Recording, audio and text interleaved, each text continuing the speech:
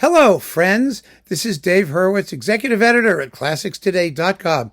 You know, Australian Eloquence does some really marvelous things, and this is a set for really serious, hardcore classical music aficionados. The London Sinfonietta complete.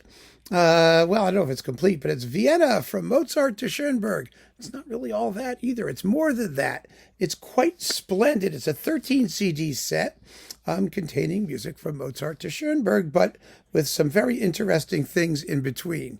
And it doesn't all have to be about Vienna. The London Sinfonietta under David Atherton was a tremendous group. I mean, they specialized in contemporary music.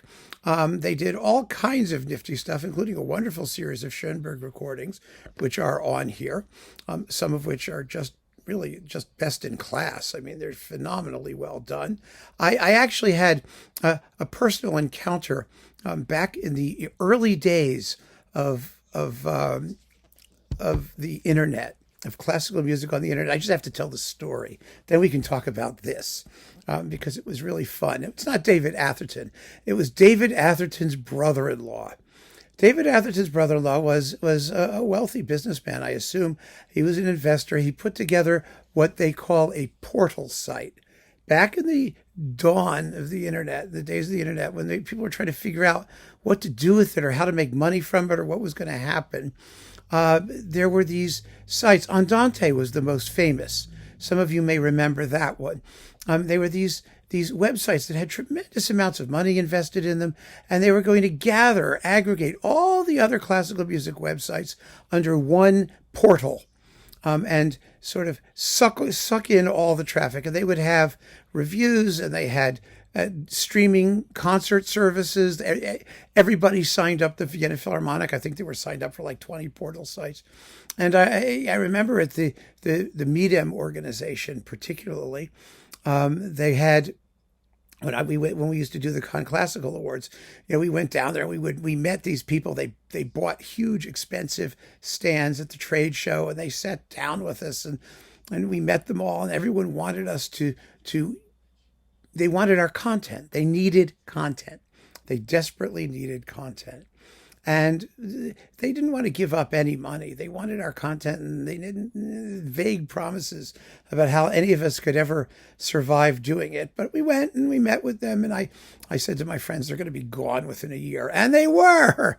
They blew through all their investor money, and they never figured out how to get people signed up, and the technology wasn't there yet, and it never worked. But anyway, David Atherton's brother-in-law ran one of those.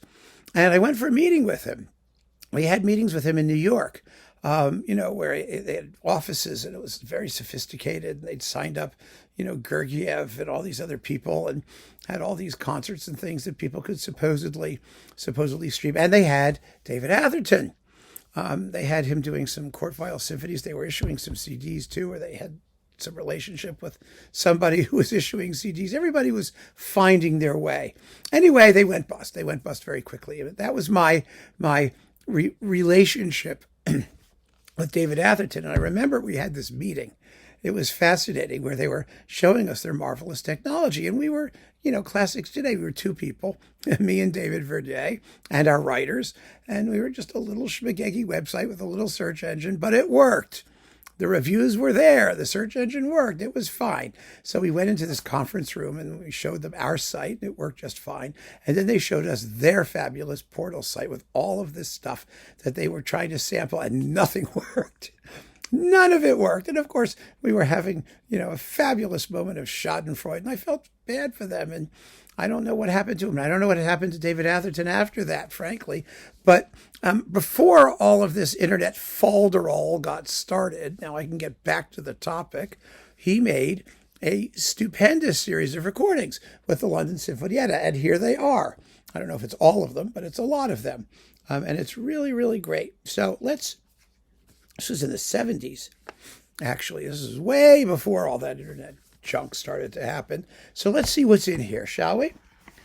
Because there's all original jackets. It's beautiful, typically lovely Australian Eloquence production values. Most of these things were on Argo. Let me just see if there's anything. We have a nice note.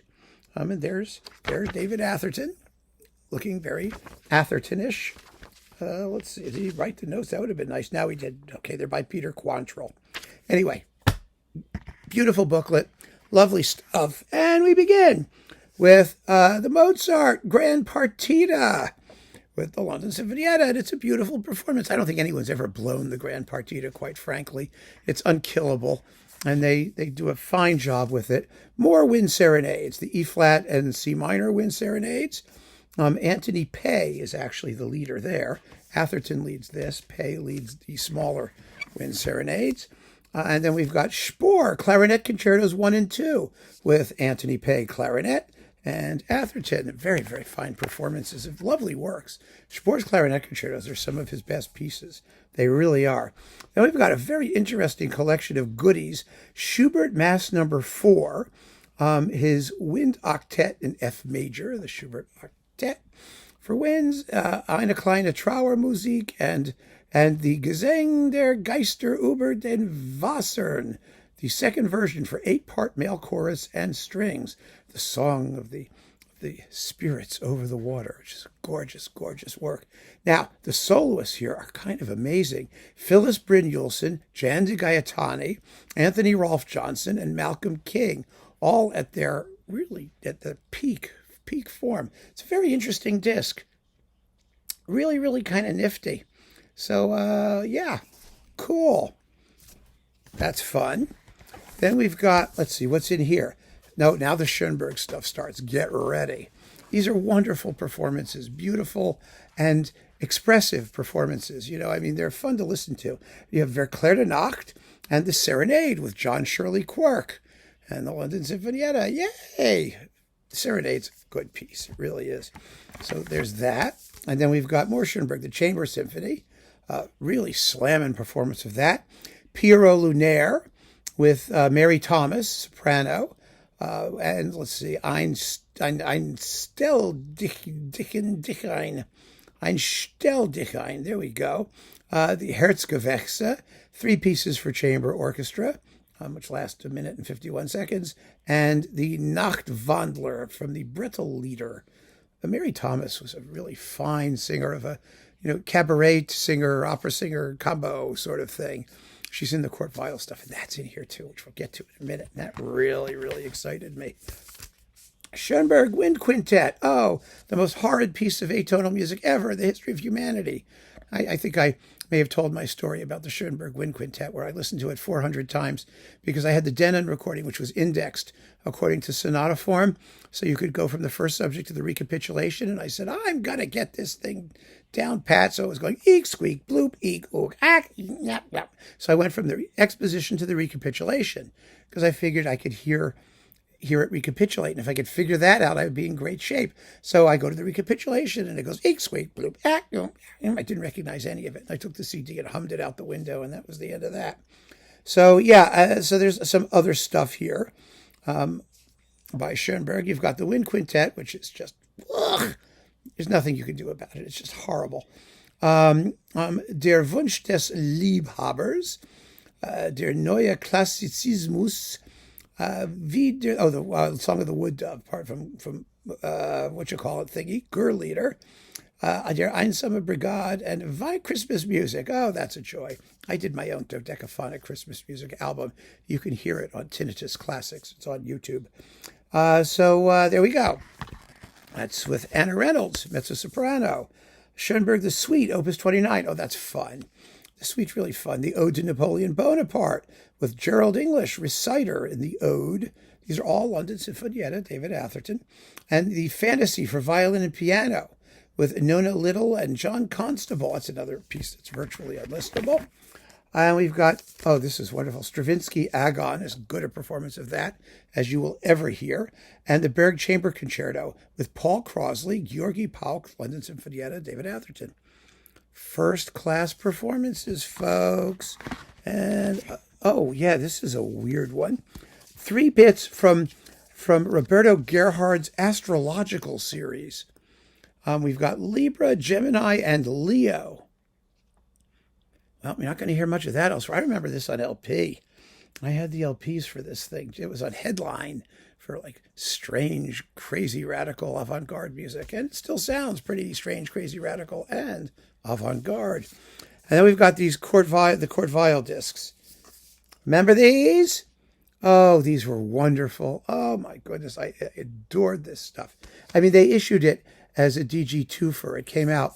It was reissued actually on, as a double CD thing. But you've got the Kleine Drei Groschen Musik, the Mahagoni Songspiel, the Violin and Wind Concerto with Mary Thomas, Mariel Dickinson, Philip Langridge, Ian Partridge, Benjamin Luxon, Michael Rippon, Nona Little, again, doing the violin. And you've got Happy End and the Berlin Requiem and the pantomime from their protagonist. And Von Tod im Wald, Death in the Woods. Really just stunning, wonderful Kurt Weill stuff that was unique for its time. You couldn't get it any other way, and such good performances. It was just a really wonderful record. I played the thing to death back in the day.